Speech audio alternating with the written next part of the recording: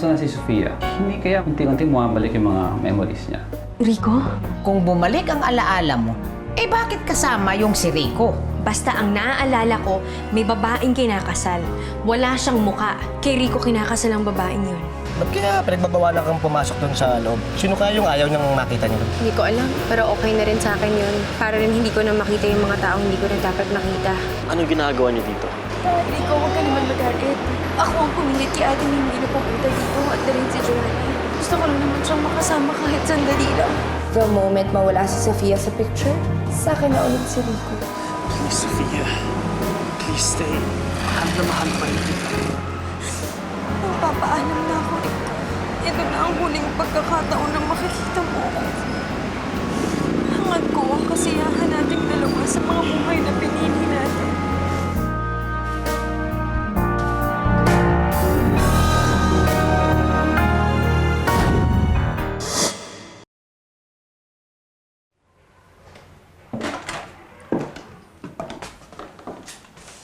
O, saan ka nanggaling?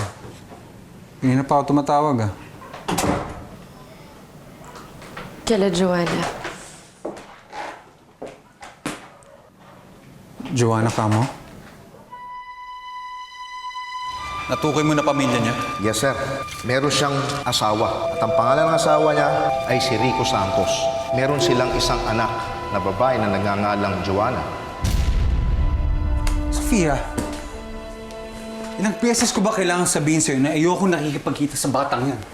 Kakasal na nga tayo. Anak pa ni Rico nasa utak mo? Oo, inaamin ko. Lagi siyang nasa isip ko at hindi siya mawala sa utak ko. Mahal ko si Joanna. At dahil sa kanya nalaman ko ang pakiramdam na maging isang tunay na ina. Ano, Earl? Bakit? Masama ba yon? Naiintindihan kita pero intindihin mo rin ako.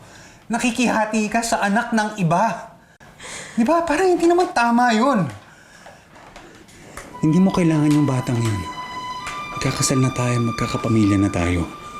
Kapag nagkaanak na tayo, makakalimutan mo rin siya. Tama na, tama na.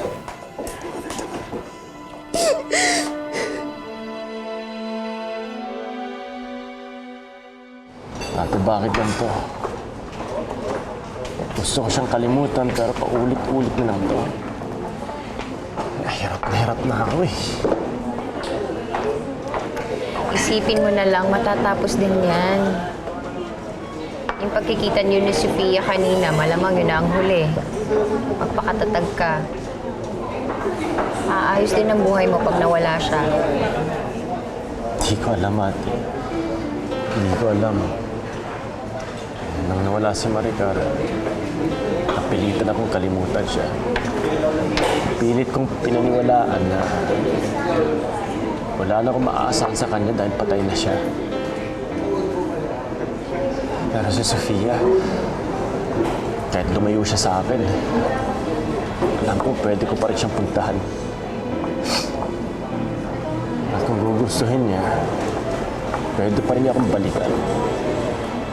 Kung susundin niya ang puso niya, alam ko na akong dapat niyang mahalin. Sa tingin mo, yun yung dapat. Pero hindi yun yung nangyari. Rico, ganyan talaga ang buhay. Hindi naman sa lahat ng pagkakataon, nauuwi ka sa taong minamahal mo. Kadalasan nga, yung taong nagmamahal ng tunay, yung paang labis-labis na nasasaktan.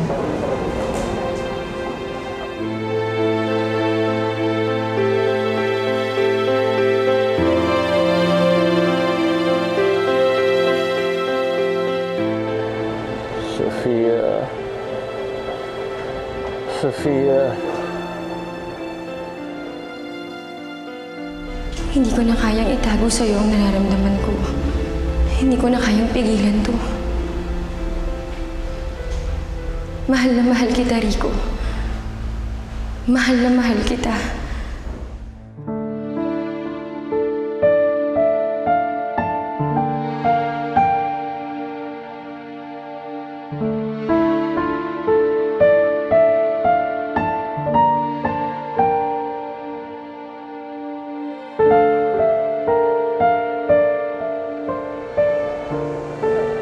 Sofia, please just be with me. I'm just so lonely, please. Sige na, nakikiusap ako. Just please be with me.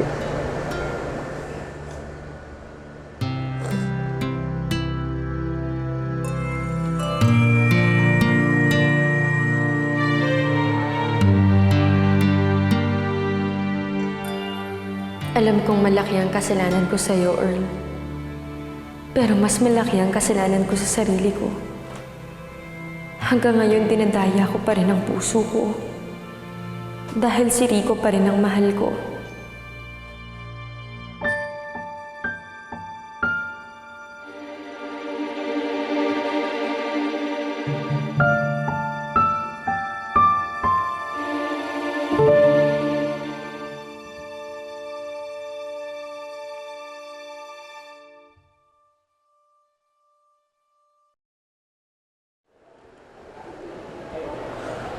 Sophia?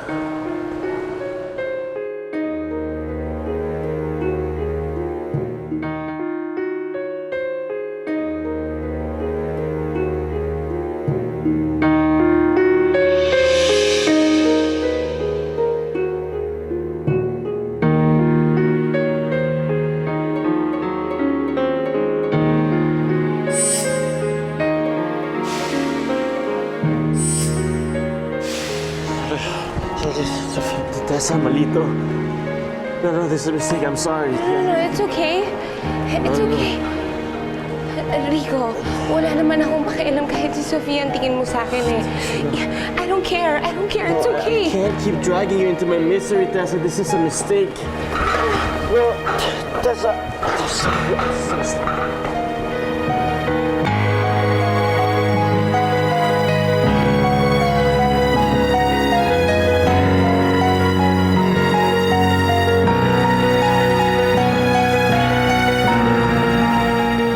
Tita Sofia! Huwag niyo po ako iwan! Tita Sofia! Baby. Tita Sofia! Baby. Baby, gising. Gising. Daddy! I have a bad dream!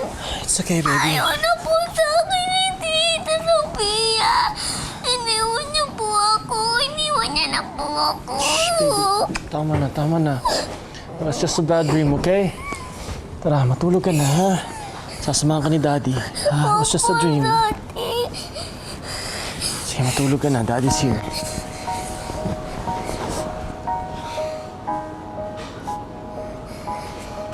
Don't worry, baby, ha? Lalampasan din natin to. Everything will come to pass.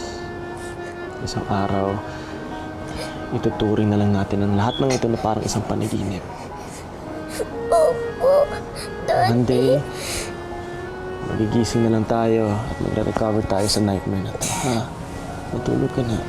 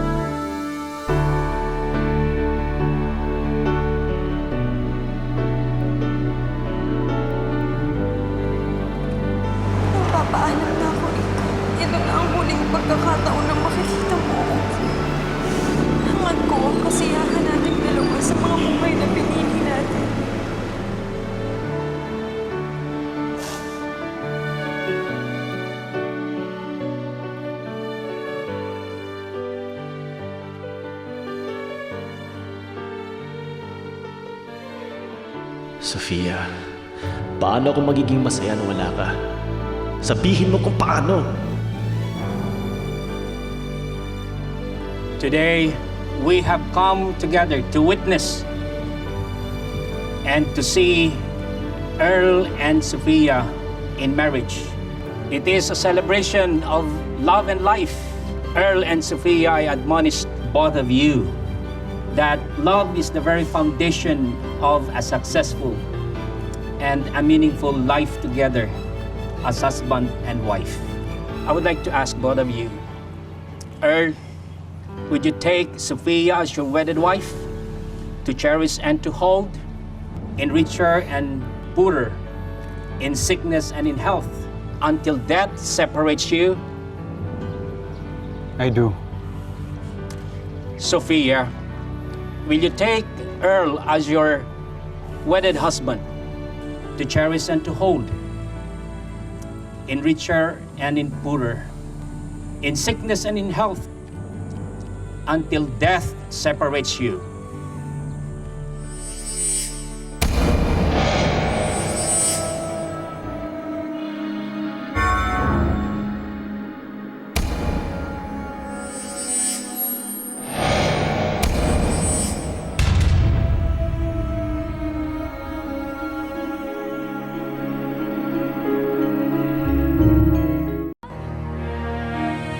Sophia. Sophia.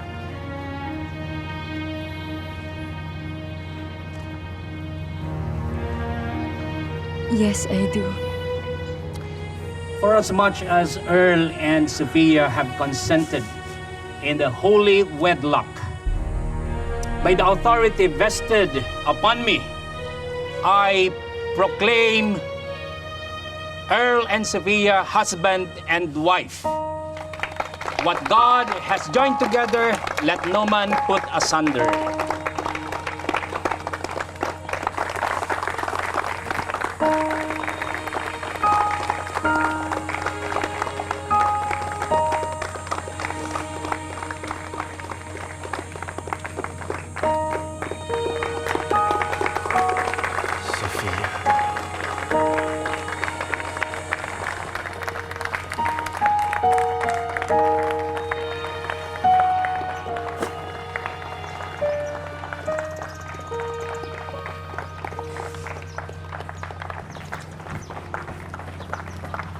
What are you doing here?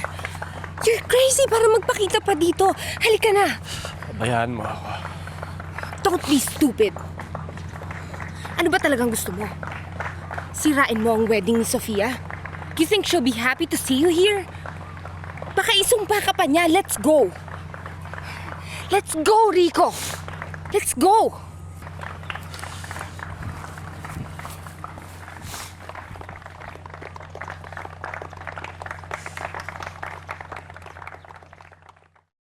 Just go home, Rico. Take the rest of the day off. Ayusin mo naman yung sarili mo. Just try to act as if nothing happened, okay? Don't tell me what to do, Tessa. Wala akong karapatan na diktan ako kung anong dapat kong gawin sa sarili ko.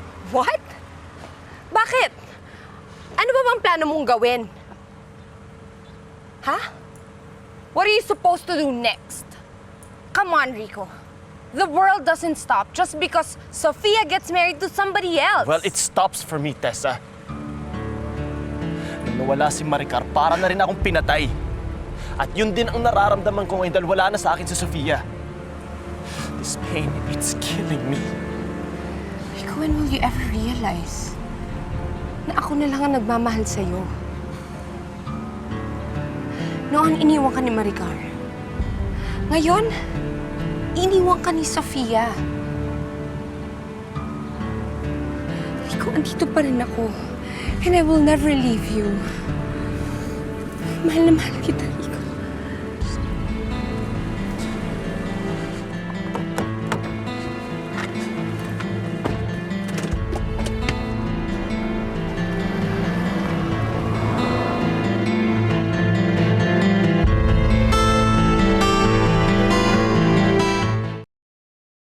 Alam mo, ito lang naman yung pinaka-asam-asam ko.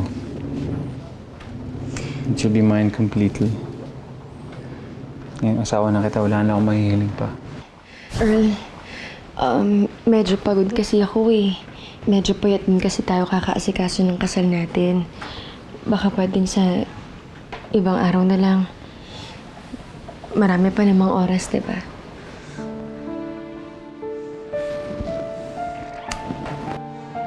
Okay. Ngayon pa ako maiinip. Asawa na kita. Sabagay, sa States naman talaga yung honeymoon natin eh. Oo nga pala. Meron pa akong mga gamit na hindi naaayos sa dadalhin natin. Mauna ka na magpahinga sa kabilang kwarto na lang ako yung mag-aayos para hindi kita ma-istorbo. Sige na, matulog ka na.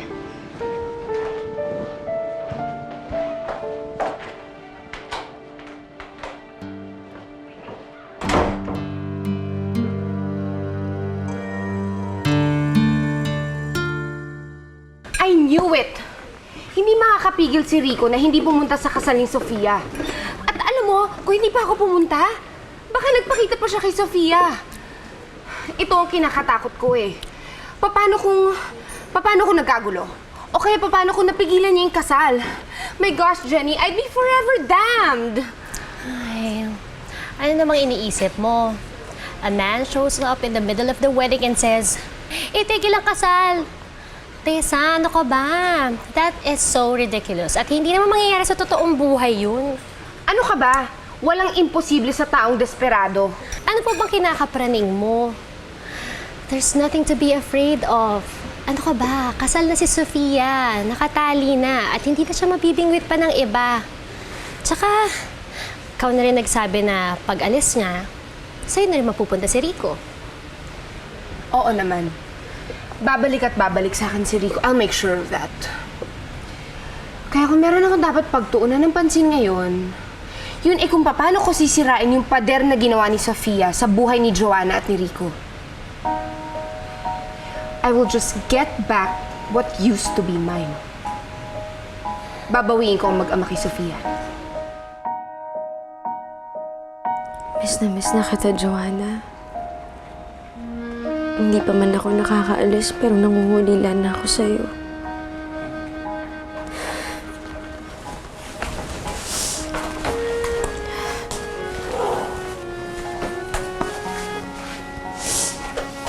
Kailangan mo ba tulong? Hindi na ho, Manang. Kaya ko na ho to. Konti na lang naman ho eh. Manang, akin na ho yan. Hindi ito makakatulong sa'yo sa pag-alis mo. Manang, sige na naman ho. Yan na lang ho yung bukod tanging alaalang pwede kong madala sa malayong lugar na pupuntahan ko. Sige na naman, Manang.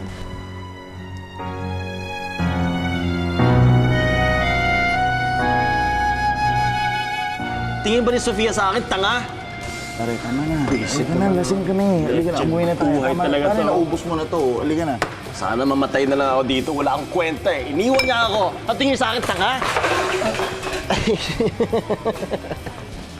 Pare. Ano ba?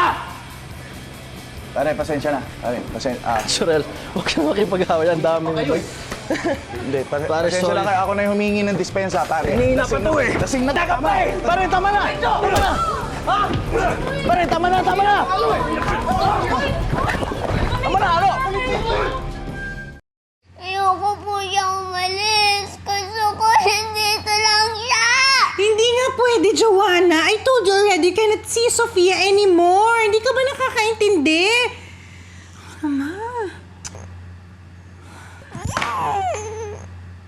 Gusto kong makita si Mami Sofia. Joanna, please. Ang sakit na ng ulo ko sa'yo. Kanina ka pa eh. Joanna? Yuki? Why are you crying? My God, Tessa. Kanina pa yung nagtatantrums. Kasi nalaman niya aalis si Sofia today. Ito kasing si Denden narinig kay Mimi. Tapos si Denden dinaldal dito kay Joanna. Nasaan po ba si Rico? Isa pa yan si Ricardo. Hindi umuwi kagabi. Hanggang ngayon, hindi ko alam kung nasaan. Atakihin na ako sa kanila mag-ama. Relax, tita. I'll take care of Joanna.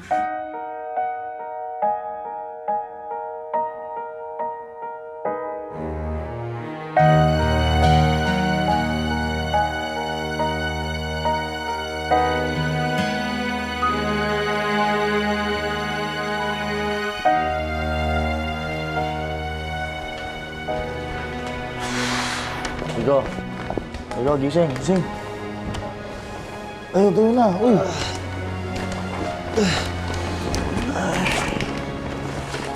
Ano? Kamusta ang over?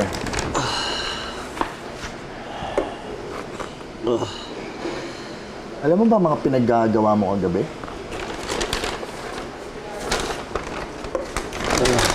Ano, magbasag ka, bro? Nagwala ka sa inuman. Tinamaan mo yung katabi natin, ayan. Kaya nasapa ka. Bakit di mo na lang ako inuwi sa amin? Tara na. You want, pasyal tayo? Let's go to the mall. I'll buy you anything you want. You want ice cream, dolls? What do you want? Ayoko! I just want to Tita Sophia! Oy, I'm here. Mommy Tessa is here. I won't leave you. Diba? I love you. 1 million times. Kahit na po! I want to see my Tita Sophia kasi siya yung parang real mommy ko. Ayoko po siyang lumayo sa akin. Gusto ko nandito lang siya. Joanna, pwede ba? Listen to me. Di ba sinabi ko sa'yo, huwag nang umiyak. Makinig ka sa akin. Whatever I say, be a good girl, please. Masakit ng ulo.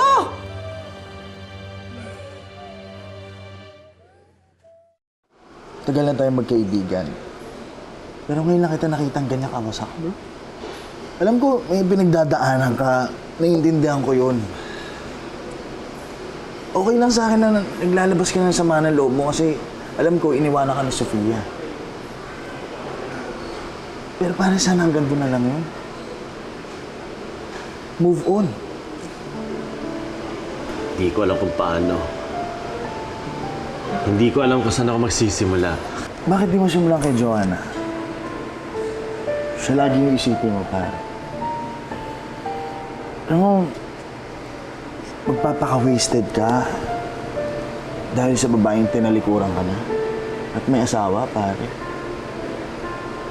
Maaapektuhan yung anak mo. Isipin mo naman yun. Doon ako hindi papayag. Hindi ko pwedeng hayaan na maapektuhan ang anak ko sa mga pagkakamali ko.